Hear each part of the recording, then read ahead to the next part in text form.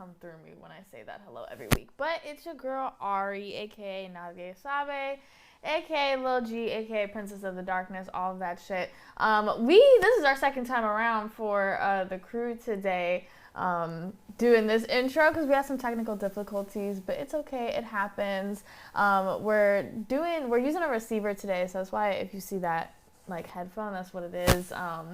And so maybe we put into the universe that something wrong was going to happen. But it's okay. It happens. But we're back for another episode of Run It Back, where we just talk about music industry news, the music industry general, and my personal 2 cents and bullshit regarding it.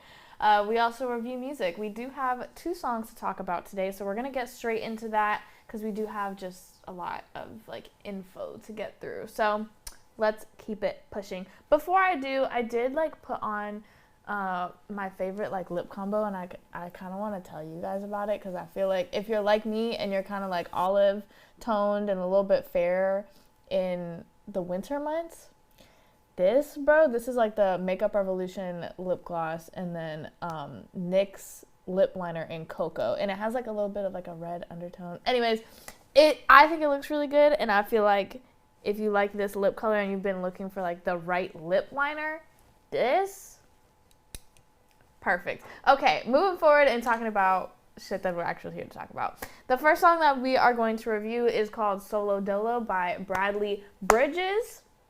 He has been submitting stuff for a while. He makes really cool house and electronic music. And this song is no different in terms of like where he is going in terms of genre. This one, though, he does have a feature on, and there is some more like hip-hop influences. The best way for me to describe it and what came to my mind was Black Eyed Peas in the Fast and Furious movies. That was kind of just what it gave me. But overall, there was great melodies throughout this whole thing, not only from the production, but on the vocals. The songwriting was great, and the hook was extremely catchy. My only thing and my main thing, rather, that I would say about this song and the rollout aspect of it more rather than like the sonic quality of it is your guys' branding. The cover art specifically, I'm not sure what the vision was, what exactly the direction you guys were trying to go in, but I just think the quality could have been better and a little bit more cohesive. Moving forward, the next and last song that we're talking about today is called Holographic by Jordan Arena, and this is a music video that he sent in that is amazing, like phenomenal. Every single shot is like cinematic art, absolutely, and everything was so visually stimulating. The music itself is what I would describe as like grimy electronic stuff, very bassy. But it was short and sweet. Like this was maybe like 2 minutes, and then the last probably like 45 seconds of it, the beat changes to more of like an alternative sad boy kind of vibe, which went really well, meshed really well, and gave us, kept us on our toes. In such a short amount of time, there was so much going on. I just felt like it's one of those songs and videos that you have to watch over and over and over again so that you feel like it completely resonated with you and it's not moving so quickly. But with that being said, definitely go check it out. You can tell that a lot of time and resources were put into this video. And yeah, Jordan, good freaking work, bro. Both of these songs, because I like them so much and I feel like there was such great effort put into both of these, I'm going to be putting them on the Run It Back playlist as well as playing them on the radio tomorrow. So tune in to Dare to Defy Radio, powered by Magnifica. We go on every Monday at 7 p.m. Yee-hoo. Moving on, we're getting into the My Likes section. This is probably going to be the longest section of today because there's a lot of stuff that I just felt like I wanted to talk about. So we're going to get right into it, starting with this excerpt. So I'm going to read it and then we will talk about it. In recent years, rap music has been one of Egypt's most popular genres, with artists such as Wegs going viral on even the region's biggest, going to rival even the region's biggest. Oh my god. I'm sorry. That was a lot. I'm gonna restart. This is the issue with doing like lives, bro. Is like life. Okay. In recent years, rap music has been one of Egypt's most popular genres of music, with artists such as Wegs going on to rival even the region's biggest pop stars. Egypt's recent rap scene emerged from independent artists making tracks in their bedrooms and has evolved into a rapidly growing industry, garnering the attention of global record labels and advertisers, the music fans from all over the world. Since its reemergence, Egyptian rap has undergone multiple stylistic changes by adopting sonic aesthetics from various influences around the world, including old school hip hop to tra and shabi, mahargana, afrobeat, and of course drill. Drill has become the dominating musical style in the Egyptian rap landscape, with artists such as FLX, Hussein, and Wingy bringing the subgenre to the forefront of their impressive list of hits from 2022, such as Kamsa and Stop, in parentheses, Magnolia. The artists who are part of this local collective, Mahdi Town Mafia, have infused the genre with their signature flows and delivery styles that make use of the unique vocal affections, going on to influence many a rapper. I just thought that this was really interesting that Egypt is like banging drill. I love that, and I'm excited to like just go on a journey of like listening to a whole bunch of new Egyptian drill music, and I hope that you guys will too. Lord, speaking is clearly today not my. I always like have mess ups and I'm always like stumbling a little bit, but I feel like it's a lot today, man. I need the strength. I need calmness. But anyways, moving on. This is another pretty interesting story that I wanted to talk about. The Biden administration has negotiated with TikTok for 2 years to resolve the government's concerns that the popular Chinese-owned video app poses a national security risk. But as talks drag on, state and federal lawmakers have become impatient in taking matters into their own hands. It says check transmitter again. Ooh. Are we back, y'all? Okay. Okay.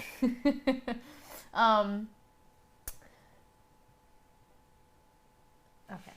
But as talks drag on, state and federal lawmakers have become impatient in taking matters into their own hands. In the past several weeks, at least 14 states have banned TikTok on government-issued devices.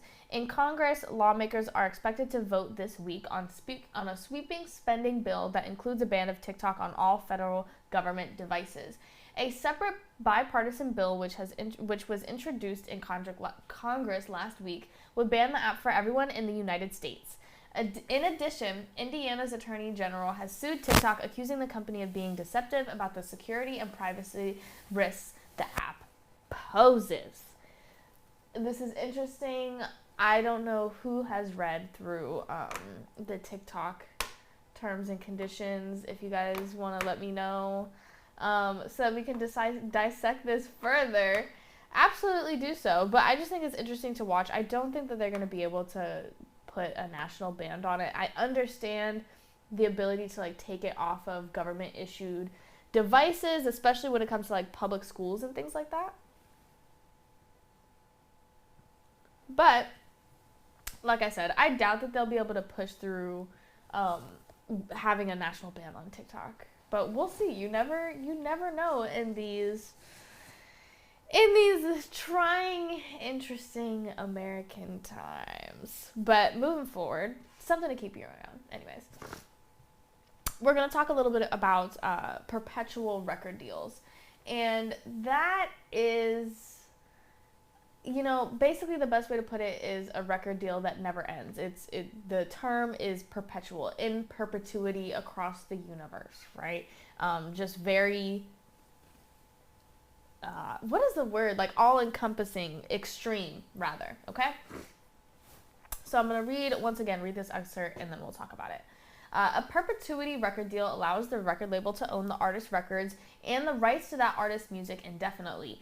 Each record is different, and the perpetuity clause can apply to different parts of the contract. However, a perpetuity record deal literally means that the record label owns the artist's music without an expiry date. While perpetuity records can be beneficial to an emerging artist, And in kickstarting their careers, they do have a lot of downsides. In many cases, artists lose control of their creative work and are unable to buy back the rights, even if decades have passed. In addition, artists may not have a say when it comes to reissues and may not receive as much of the profits as they would under a different type of contract. I think that last sentence is pretty self-explanatory, but if you haven't heard about like the specifications of different kinds of deals, like a 360 or a standard, and understanding these different like jargon terms about perpetuity, we've explained already what it is.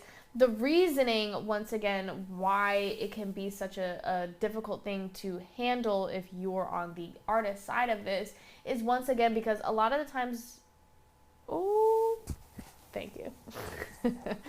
But once again, a lot of the times musicians are put into holes and put into debt through lengthy advances and just difficult working conditions that they are not able to end up paying back what their advance was, or whatever the situation in the specific terms of the agreement were. But all in all, I would steer you clear in general of a deal that has to do with perpetuity. If you really are making a decision to like Frank Ocean some shit and have works ready that you are comfortable with throwing away for the purpose of gaining those resources, that knowledge, and just that status, then you can make that decision. But it has to be very calculated. And this is just further of a reason and an example of why it's super important to have people around you, specifically people who should be lawyers or have some type of experience in law around you to help you navigate these waters, because it can get very tricky very easily, very confusing very easily, and we always want to make sure that we are acting in ways to protect ourselves and keep ourselves sane, cool, straight, right? Cool. So next up, we're going to talk about the iHeart Radio Awards nominations. So we're going to get through all of this, how I feel about shit, before we announce the winners when they do officially have the event. So the way that we're going to do this, I'm not going to talk about every single nomination. I'm going to talk about the categories and who I either think should win or who I think is going to win. So either my wishes or my predictions. So let's get started. This is a time where I'm going to need ample preparation, because we're gonna talk a lot. First up, Song of the Year. I believe that it's going to be As It Was by Harry Styles. I think that's what it's going to be. I think it should, or I want it to be, Industry Baby from Lil Nas X or About Damn Time from Lizzo. Artist of the Year, I think that any of these people could win. There's only one person who I don't really want to win, which is, I think we all know the answer to this question, fucking Taylor Swift. But the other people who I think could win, and I would be cool with them winning, is Beyonce, Harry Styles, and Lizzo. The best duo/group of the year, the people that I think are going to win is either Silk Sonic or Blackpink, and I really think that Silk Sonic is going to win, and I think that they should win. Best collab, I think any of these have a good, like, chance of winning, but I think it's going to be Wait For You from Future, Drake, and Thames. I would be cool with Lil Baby from Lil Nas X and Jack Harlow. I also think that Unholy from Sam Smith and Kim Petras is a possibility, because it's a great song, first of all. I do think it's a good song. And it's been going crazy on TikTok. Industry Baby is a little bit older, but Wait For You, I feel like, has the United States and the world, matter of fact, in a grip. So I do think that song is going to win. Best New Pop Artist, I want Steve Lacy to win. I'm just going to leave it at that. The next are country categories, so I really can't talk about who I think, what I think, because I don't think. Country Song of the Year, Country Artist of the Year, Best New Country Artist are all categories that we can expect to see at the iHeartRadio Awards. Next is Hip Hop Song of the Year. I think it definitely could and really might be FNF from Glorilla, and I would love for it to be, F and F.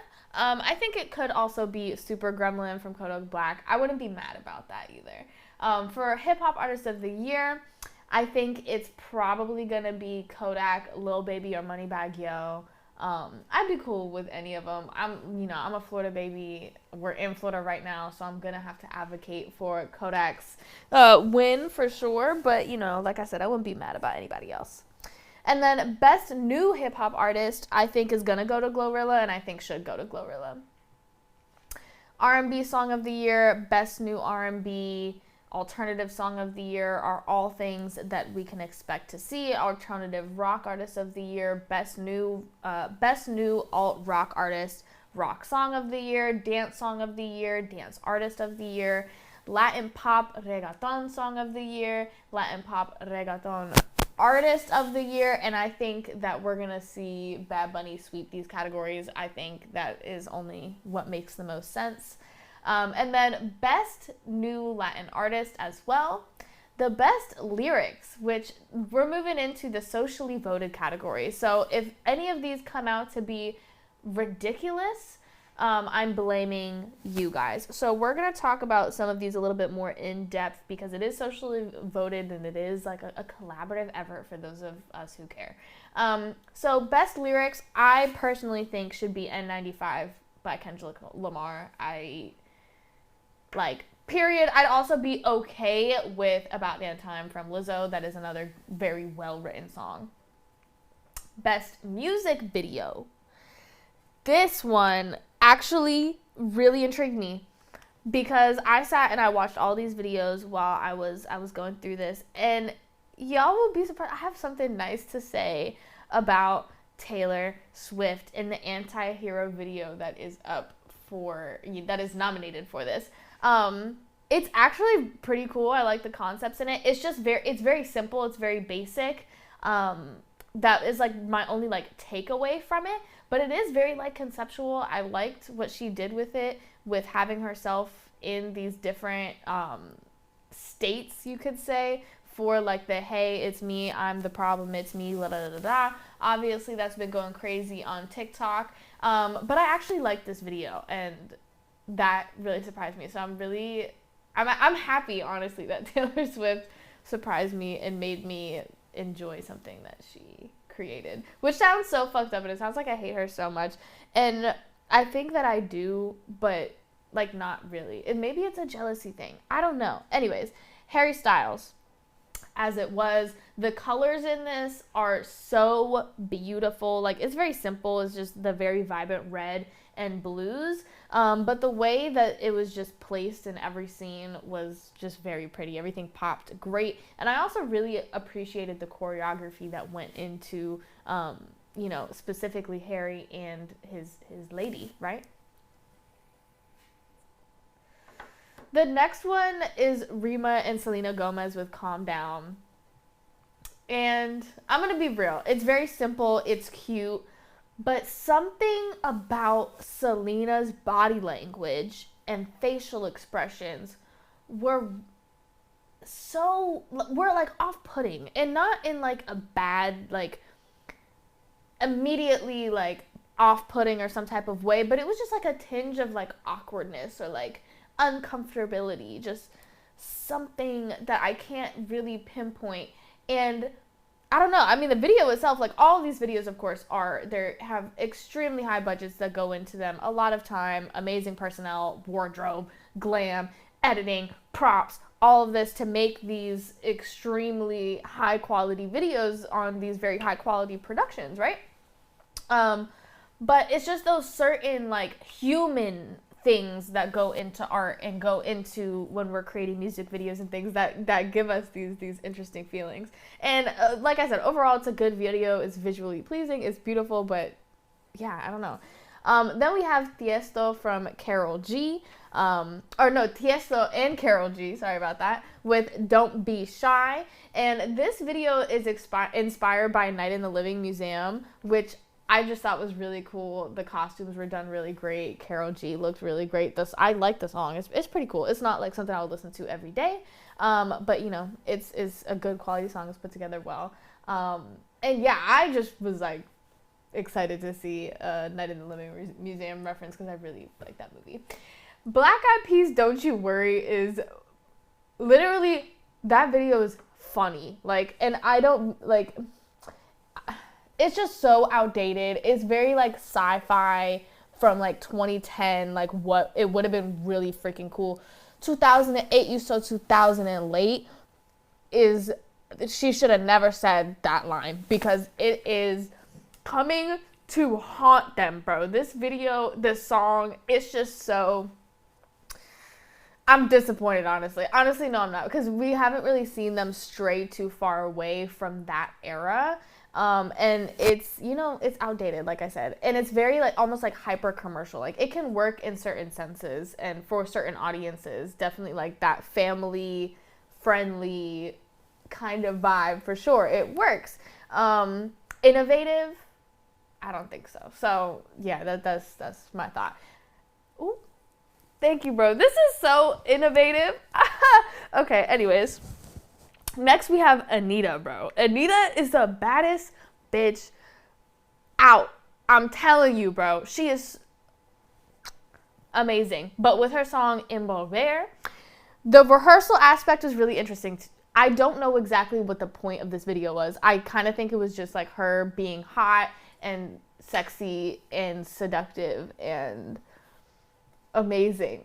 But the aspect of the rehearsal was making me feel, and maybe projecting, but making me feel like the meaning was to show the process, how she's put, it's all an act. It's all an act. It's all fake. It's all to get to a means to an end, whatever that may be. That could be a lot of different things, but her actions are calculated. She has rehearsed this. She is in control. That's what I got from the video. I don't know if that's true. I don't know if there's an interview out. If there is, let me know.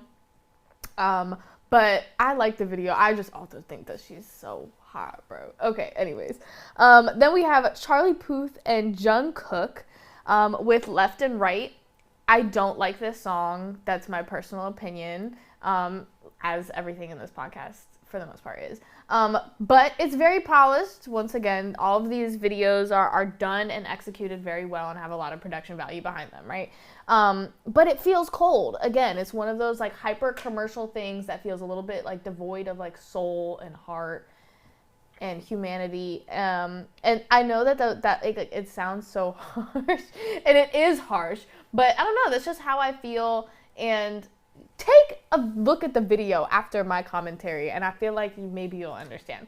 Anyways, moving on, we have Blackpink with Venom. I love the fact that they have like these personalized sets and characters and moments for this video, and then everything comes together very cohesively when they do perform as a group. They're styled immaculately. All of the girls are very highly trained, which is like, we know because of K-pop and the way that these, because if you didn't know, K-pop and the way that it works is basically they're all just like Lou Pearlmans running the same kind of like scheme and camps that he did and that era of boy bands did. They're also doing the same kind of music, which is biting off of hip-hop and R&B and and that's a whole other conversation that we could talk about. But these girls are very good at what they do, okay? And it comes across in performances, in videos. This video is dope. Like, the song is dope as well. They touch a lot of different genres, and it's very cool. And I'm not even really, like, a K-pop fan. But overall, like I said, the cohesiveness is really cool. I really like that they all had their own moments. Those of them who had those lead vocals and were able to give off, you know, their own kind of, like, energy and look and all of that cool stuff. I don't know who's going to win this category because all these videos are pretty cool. Then we had Bad Bunny with Titi Mi Pregunto. I like this song. It's not my favorite song, but for some reason when I listened to the song while I was watching the video, I liked it so much more.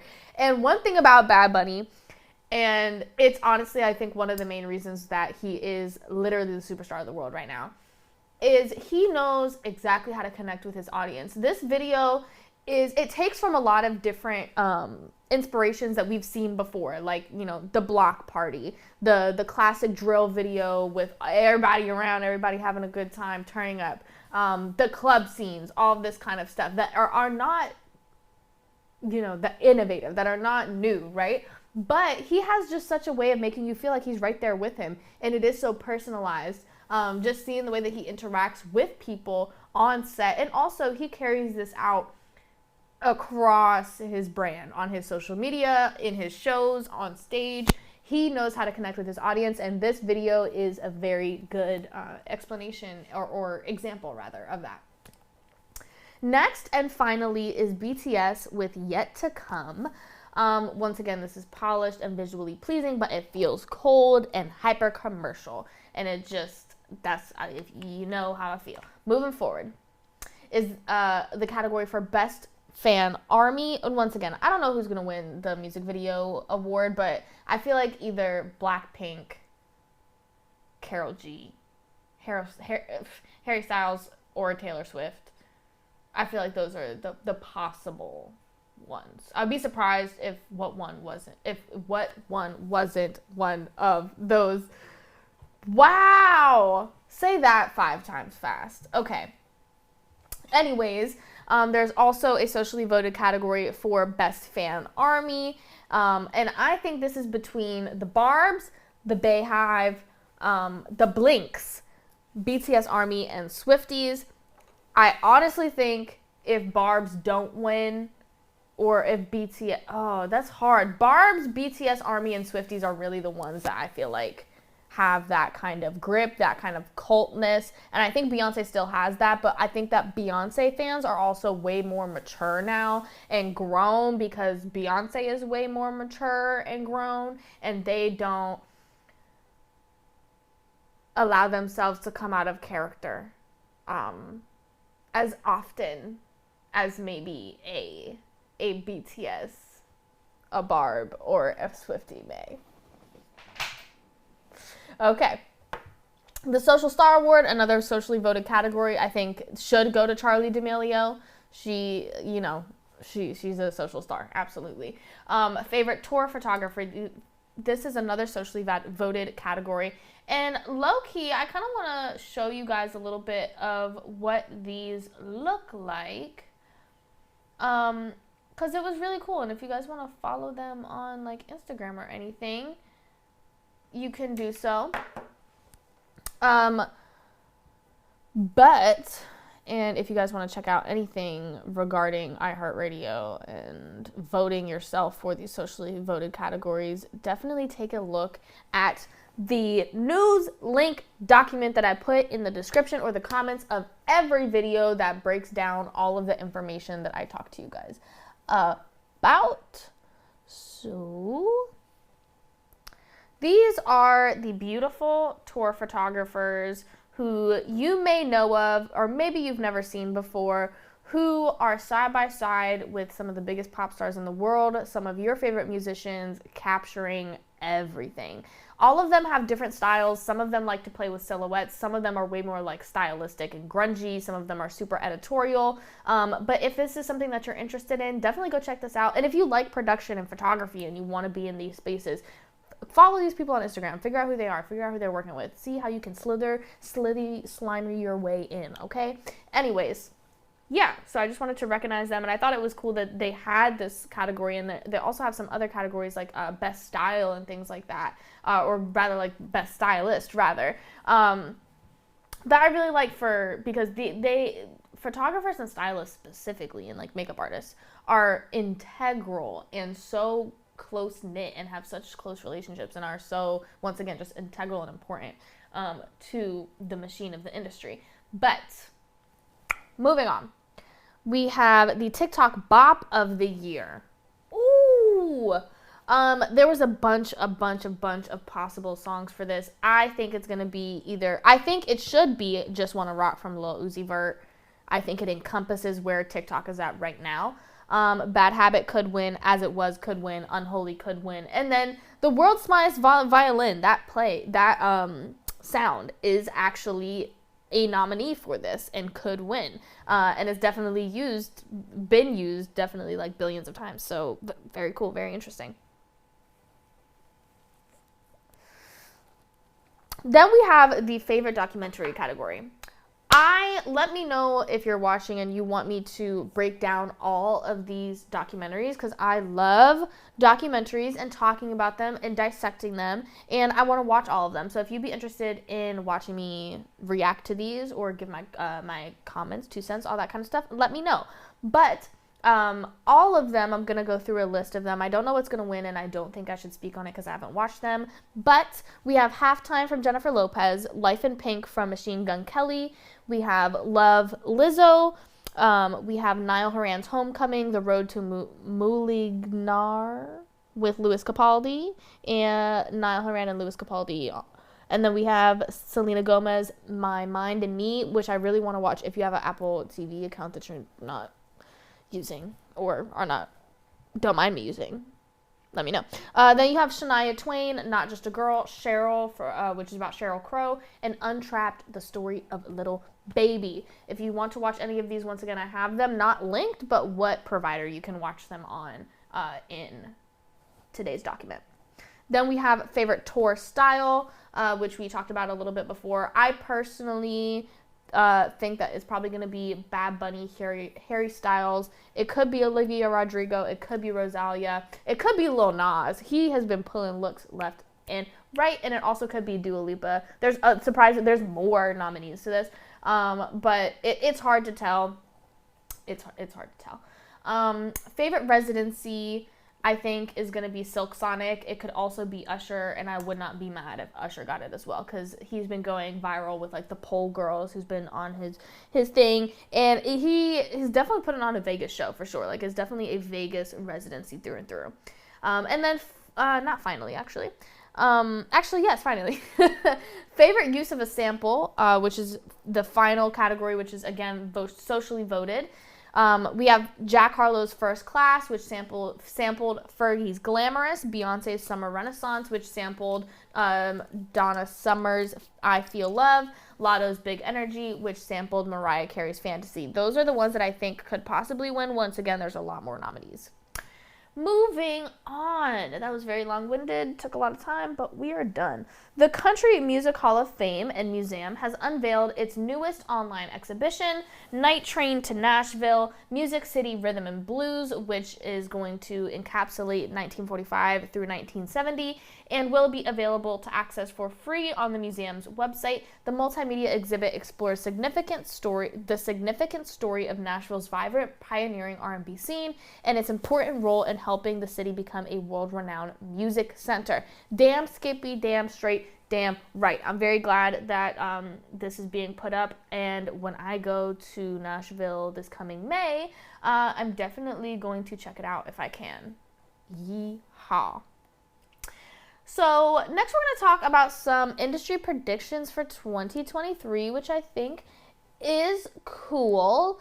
My 2 cents, and I actually think that most of these are pretty accurate. And yeah, so look out for these predictions. We'll take a look at the end of the year and see if any of these are right, if any of these are wrong. We're going to dissect it.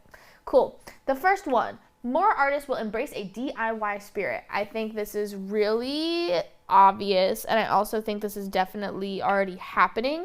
And the biggest example is when signed artists go on TikTok and make the freaking, when my label wants me to make a TikTok, but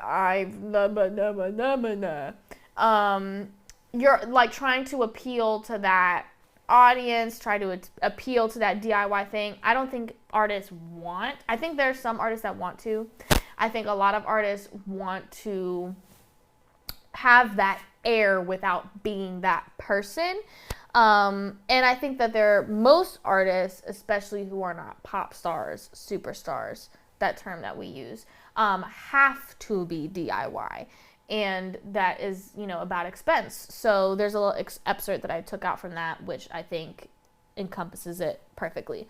Artists are starting to realize they're the prize. I think the music industry as a whole is starting to see that too, and are trying to kind of cut that off. But artists are starting to realize the labels aren't going to help me anyways, so let me do it myself. It might take longer, but at least it's mine. And that's, kind of what we really champion with Dare and Defy, and just through a lot of what I do and the people that I run with. But yeah, I think on the large volume scale of musicians, yes, absolutely DIY, people learning how to produce, people learning how to mix, people being Swiss Army knives, people,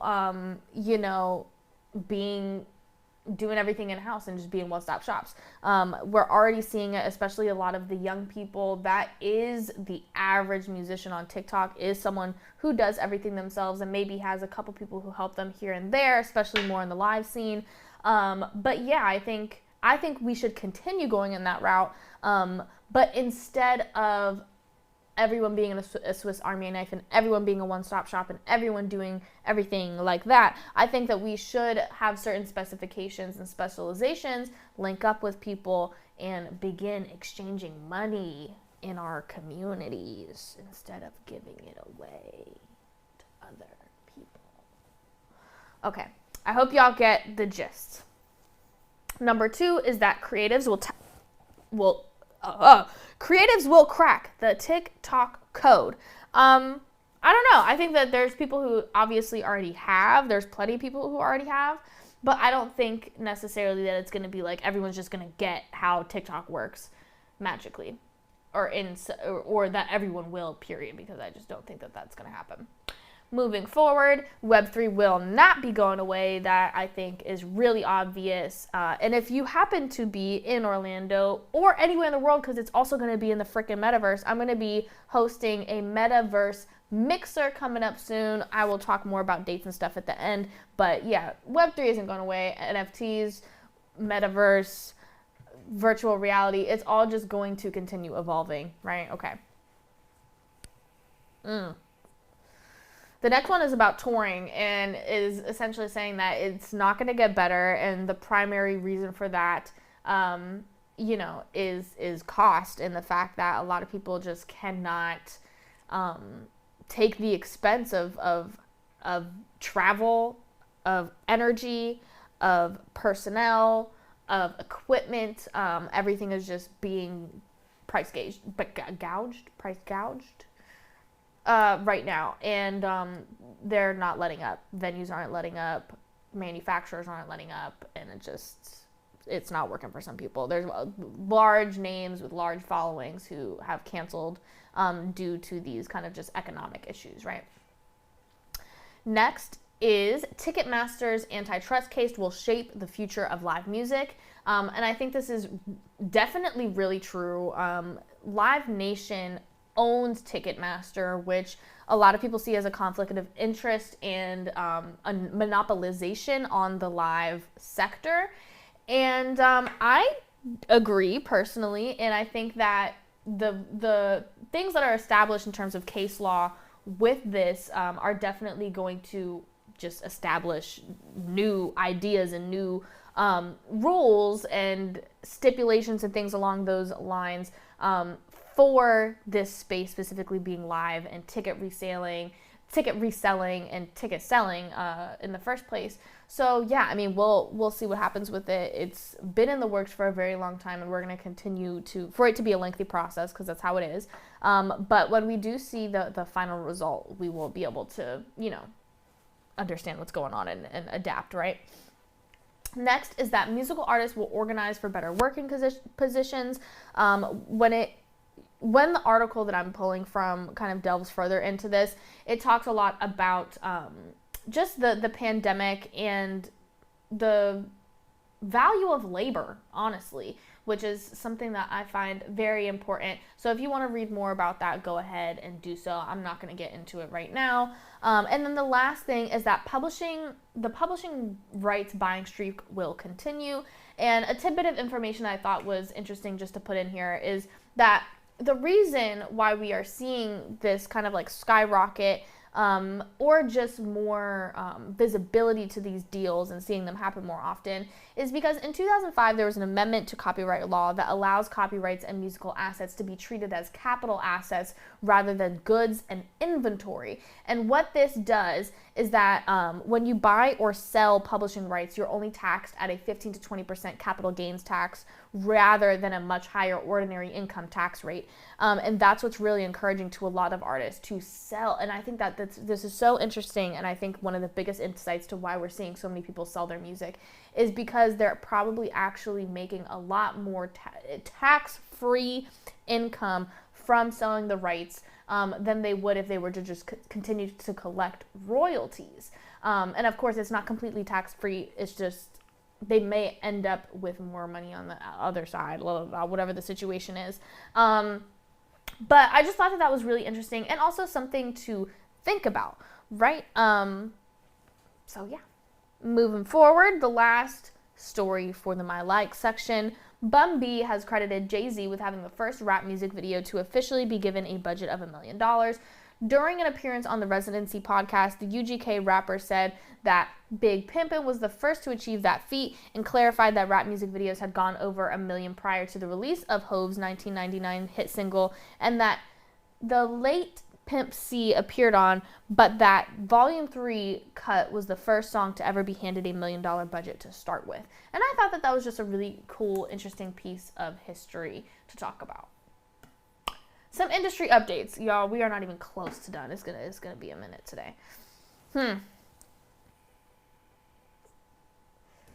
Our first story in the industry updates section, longtime Universal Music Group Nashville head Mike Dungan announced his impending retirement in a memo to staff Monday afternoon, saying he'll be stepping down after holding the title of chairman and CEO at Nashville's top label group since 2012.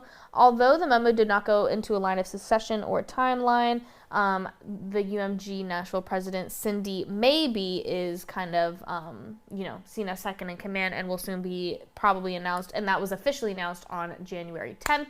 She has, once again, officially been appointed to chair and CEO of Universal Music Group Nashville, effective April 1st, 2023. In 2014, she became Nashville's highest-ranking woman label executive. When she was appointed as UMGN president, she now becomes the first woman to serve as chair and CEO of a Nashville-based major label group. And that is one hell of a feat, and I'm super excited for her. And all of the bad bitches in music are celebrating for her right now because that, once again, is a huge feat.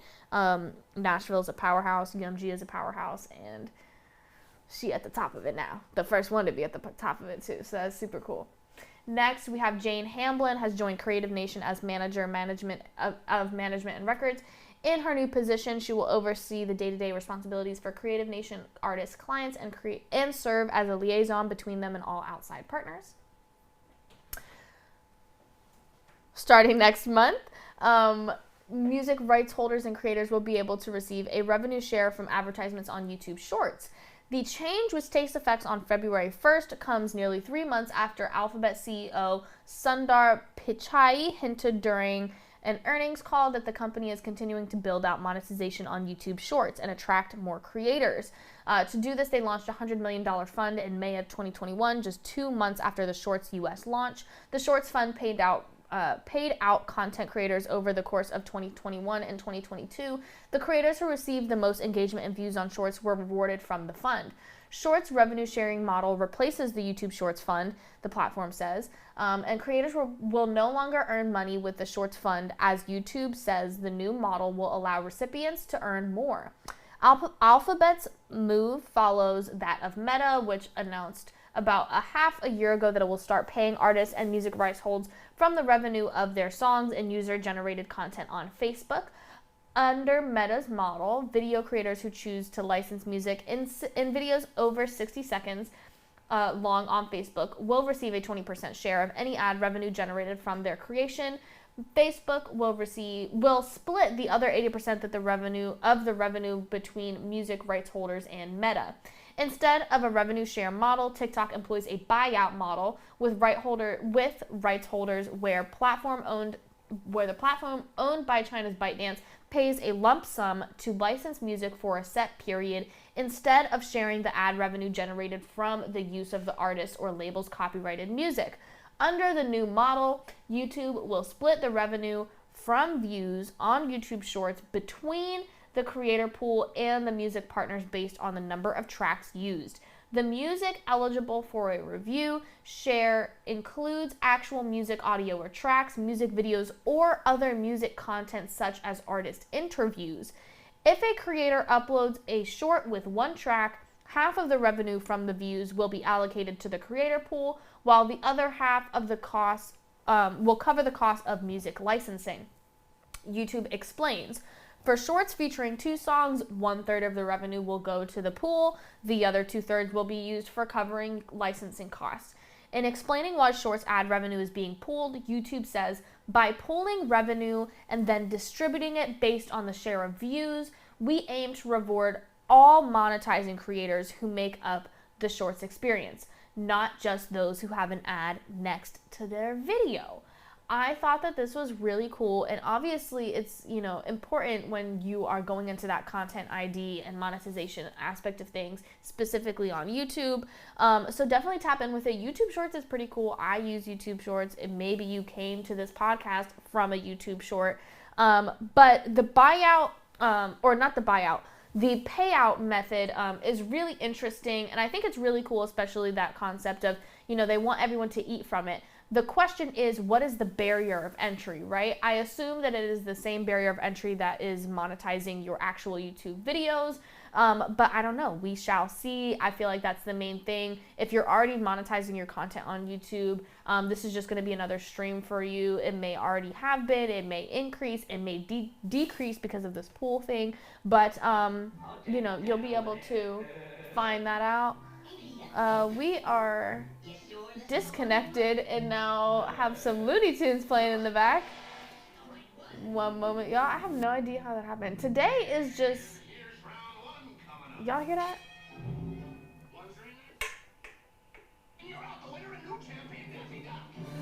What is going on? What a day. Ooh, I think we're back in business, y'all. Hope y'all like Looney Tunes.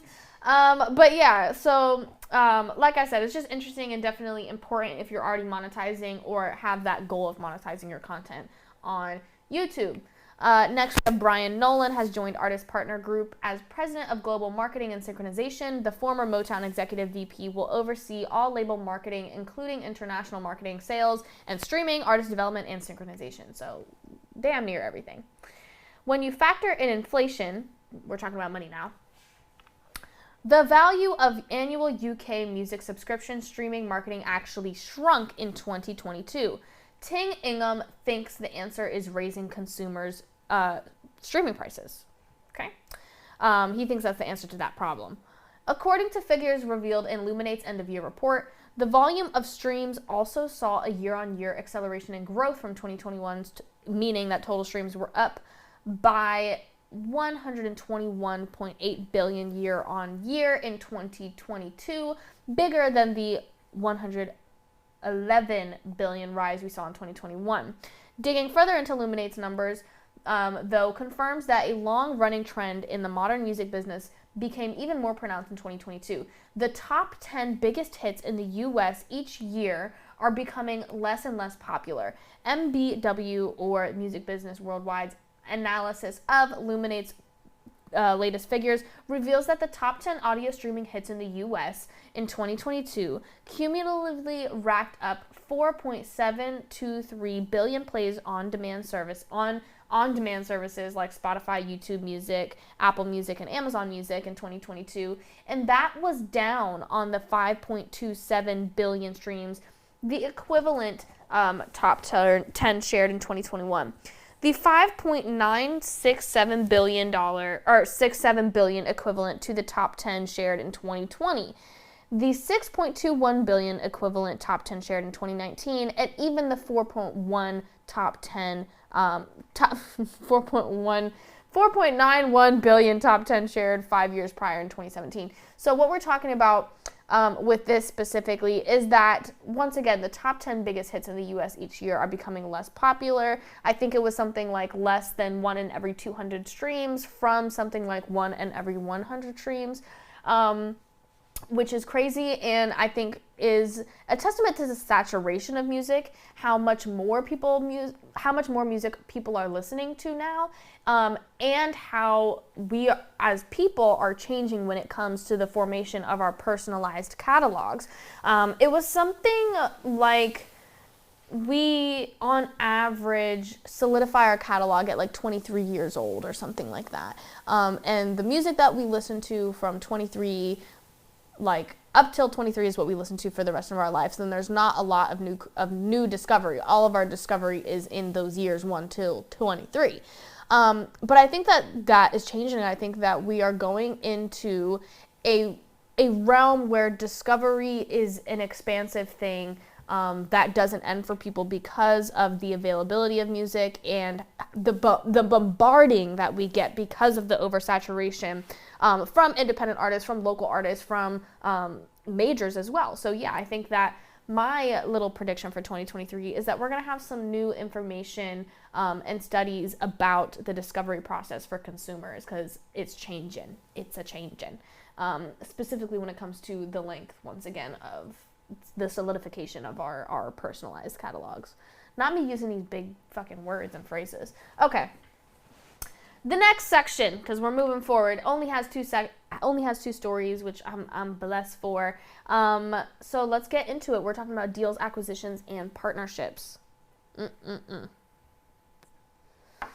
Dr. Dre is selling several of his music assets and income streams in deals with both Universal Music Group and Shamrock Capital, Billboard and Variety report. The combined sales price is said to exceed $200 million. Assets acquired by Shamrock Capital reportedly include Dre's artist royalties from 2 of his solo albums, his share of NWA artist royalties, his producer royalties, and the writer's share of his song catalog where he doesn't own publishing, which potentially includes his writer's share of The Chronic, which is published by Sony Music Publishing. UMG has reportedly acquired the master recordings of Dre's 1992 debut LP, The Chronic, which is set to revert to Dre from the Death Row Entertainment August of 2023, and his share of Kendrick Lamar's releases through the Top Dog Entertainment deal with Interscope, a UMG subsidiary, and Dre's Aftermath imprint. Dre is said to retain his stake in Aftermath, which he co-owns with Interscope. Wow, that's funny. Yeah, I think that's really interesting. We just talked about, why folks may opt for selling their catalogs. And I think that definitely is going to have a play for Dr. Dre. And yeah, I think it's interesting. I think it's cool. But he ain't going to own any of his shit no more. And then finally, Warner Bros. Discovery is exploring a sale of its music assets that could be worth upwards of $1 billion. According to a source familiar with the matter, the catalog is being shopped by famed entertainment attorney Alan Grubman. While the potential sale, which was first reported by the Financial Times, is still in its very early stages, some of Warner Bros. Discovery current music partners could be potential buyers. Very cool, very interesting. Artist accomplishments, we've only got one. We've been talking about SZA and SOS for that same fact for a minute. It makes it to a month at the number 1 Billboard Top 200 charts. This album spends a 4th straight and total week atop the list. And it has earned 125,000 equivalent album units in the U.S. in the week ending January 5th, which is down 2% according to Illuminate. Yeah, I'm just super happy for SZA. This album is great, and I'm excited to continue seeing her thrive. We're coming to the close, y'all. We have 2 more sections, starting out with legal news. We have a couple larger stories, but we're going to move through it. First up is Triller. We've been talking about Triller for a minute, and my prediction for Triller for 2023 is that they're going to be bankrupt and likely not around anymore. But they have started the new year with another music industry lawsuit to contend with, this time from Universal. The major group claims that the video sharing app has failed to make payments due under its licensing deal with the major for 9 months now. If that sounds familiar, it's because Sony Music similarly accused Triller of failing to make payments in the lawsuit back in August of last year. So yeah, And everything that I've said about Triller already, I could reiterate, but I'm not going to, so we'll keep up on it and see the final result. Next, and this is another thing that I want to see if you guys want me to talk further about and have like a whole episode or a whole other kind of like video made about this, the Young Thug YSL RICO case. So Young Thug was among 28 individuals named in the indictment who are allegedly associated with the Atlanta-based Young Slime Life or YSL gang that prosecutors allege Young Thug co-founded along with 2 other co-defendants in 2012. But YSL, which is also the acronym for Young Stoner Life, is also the name of the rapper's brand and music label, an imprint of 300 Entertainment. The music label is not named in the indictment. Prosecutors allege that YSL is a criminal street gang and claims affiliation with the National Bloods gang and predominantly operates in southeast Atlanta, but has expanded activities to surrounding areas. According to the charging documents obtained by ABC News, the trial of Young Thug is set to begin in Atlanta on the courtroom Monday of January 9th, which, as we know, has already passed and we've been seeing shit.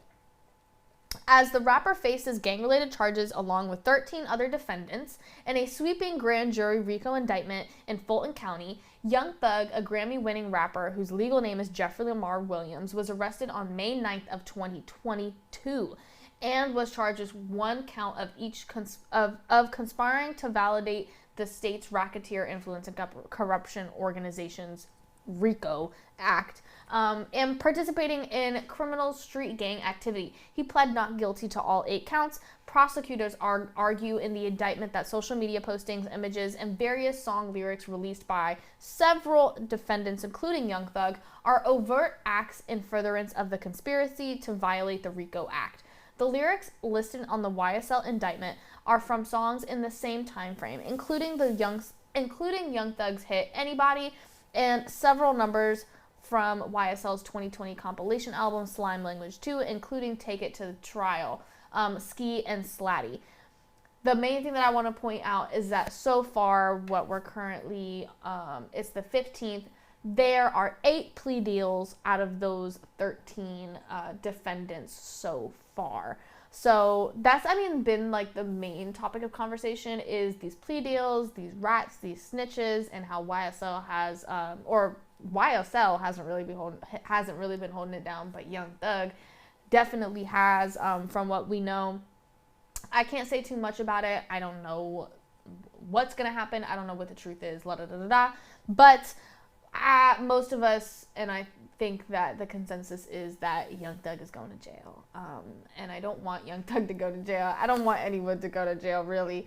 But we'll see the end, and we'll see if there's any like new information that comes out, if more people take plea deals, or if Young Thug himself takes a plea deal. I don't know if it's too late for that. I think it is because he already pled not guilty, but we'll see. We shall see.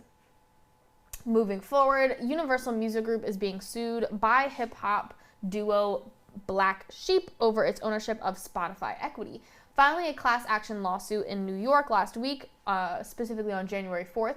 The 2 members of Black Sheep, Andreas Titus and William McLean, aka Dress and Mista Lounge, allege that UMG agreed to lower royalty rates in 2008 from Spotify exchange for shares. Interesting. Music Business Worldwide reports that they argue that due to a clause in their contracts with Universal pertaining to net receipts, they and other artists have been underpaid by around $750 million or 630 million euros, and that they should have received half of UMG's shares in Spotify or half the value of it. This is interesting, and another thing that we got to keep up on, because $750 million is a lot of money to be like lost, laundered, embezzled, whatever the situation is. So we'll see the end of it, and if it does actually go anywhere. UMG is a big institution with a lot of power and resources. So we'll see if this goes anywhere. I'm not necessarily hopeful. I am optimistic. Or no, I'm hopeful, but I'm not necessarily optimistic.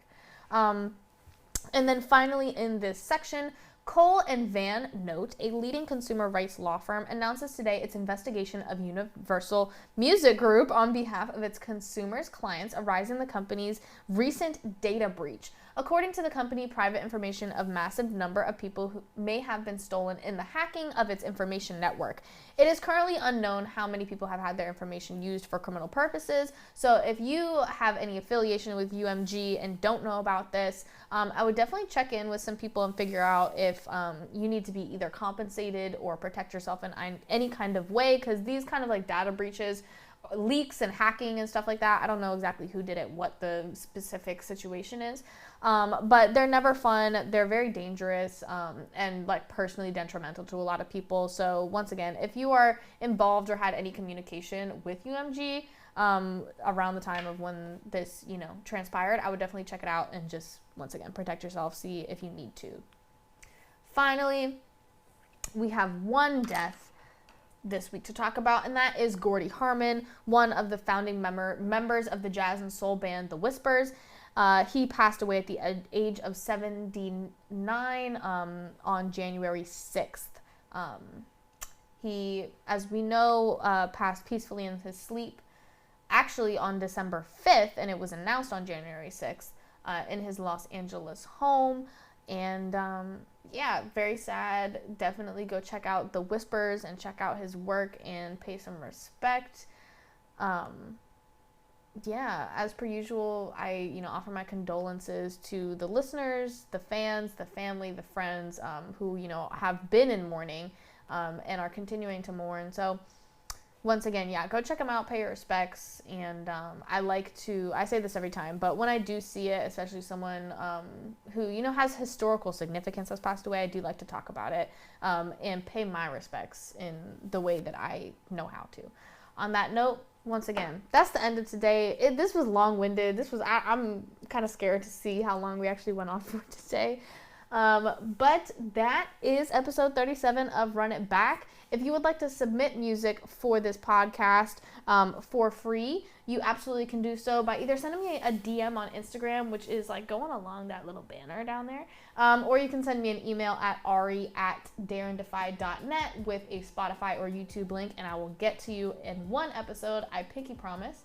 And if I really like the song, I will playlist it and I will play it on the radio the following day, because I do have a radio show that I do every Monday at 7 p.m. This Friday is the very last Dare and Defy workshop ever, basically. It's going to be all about visual creation, riders, specifically live events, planning, and things along those lines. So if you're interested, especially in live events and riders and touring and things like that, you should pull up. It's going to be both in person and virtual. So head to the link in my bio on Instagram where you can find both access tickets. Coming up, we also, oh my god, I gotta open my calendar because so much new stuff is happening too. But we do have, let's see, Spotlight Orlando is going to be happening next Sunday, so we'll definitely talk about it next week before we get off air. But that is going to be at Nightshade Lounge in Orlando. And then, what do we got? This week, Phenomenal Friday is happening the 20th over with TMC at their headquarters. That's going to be a lot of fun. And then once again, we have next Sunday Spotlight.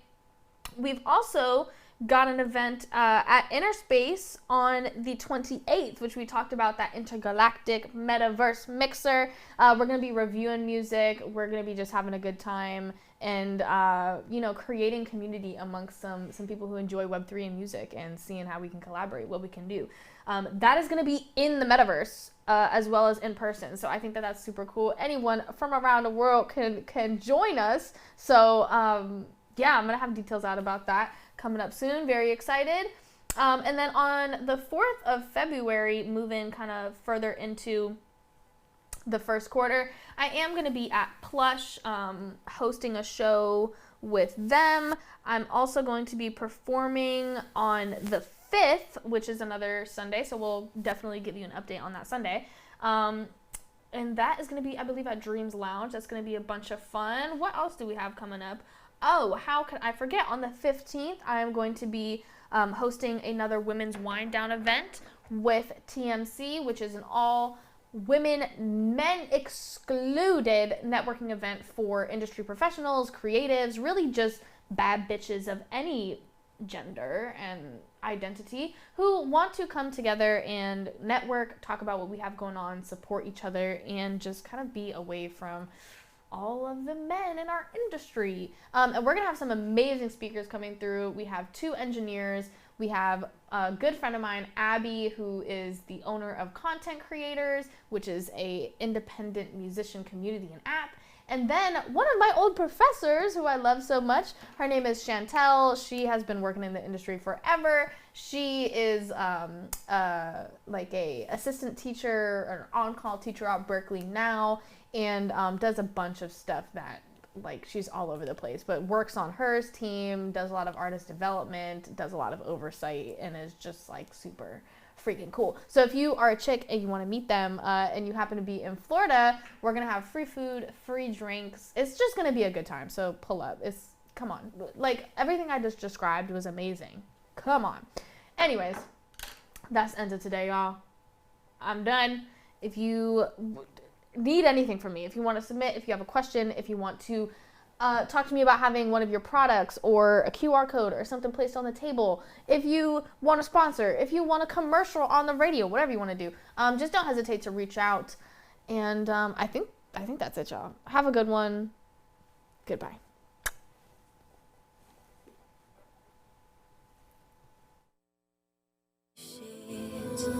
Everything just fades away. Put you up, fade away.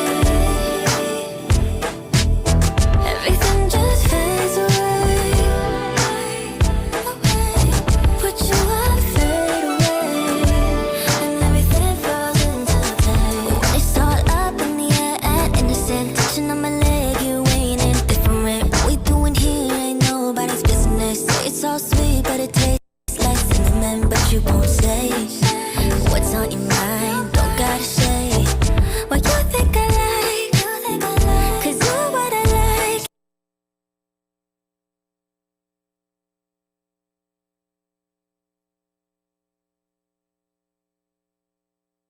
Yeah, I could be wasting a day with you when it's fine with me. The whole world could be for